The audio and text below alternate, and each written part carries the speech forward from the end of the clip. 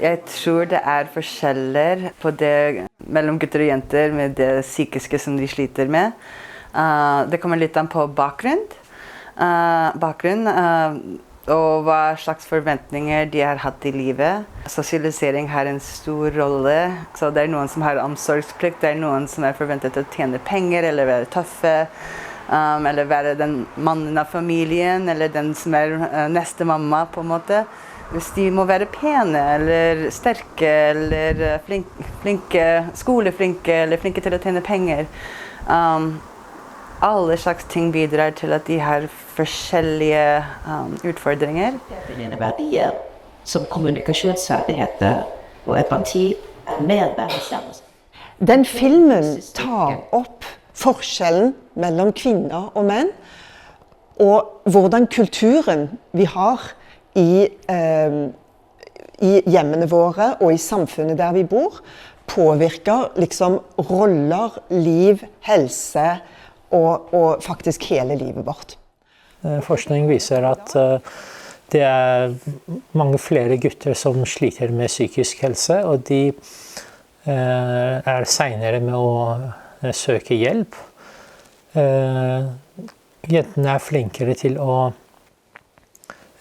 søke hjelp når de trenger å passe på sin psykiske helse enn gutter. Jenter også under dermed mer insulin. Forskjellen mellom gutter og jenter gjelder foreldelser. For eksempel jenter, det så enkelt at de kan vise sine foreldelser til andre. Og det hjelper dem med psykisk helse. Men han skal hele tiden å vise at de sterk nok, så de holder en følelse inni.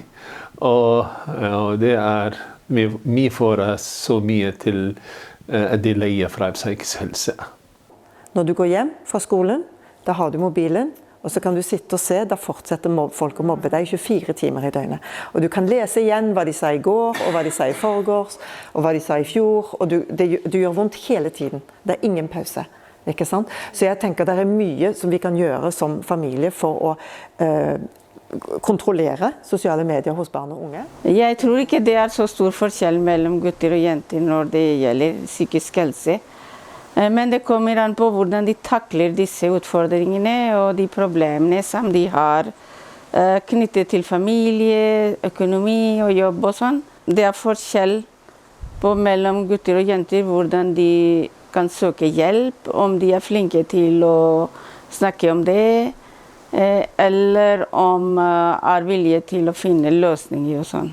Hvem det som du deler med disse problemer med? Og hvordan kan du uttale disse problemer?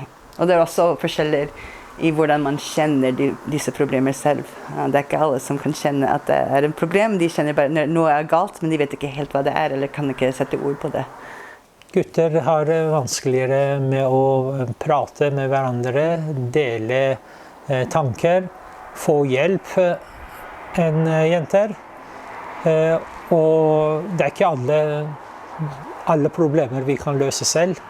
Noen ganger trenger vi profesjonell hjelp. Akkurat som med alt annet så også psykisk helse et område hvor det finnes profesjonelle. Og gutter må bli rett og slett flinkere til å oppsøke profesjonell hjelp.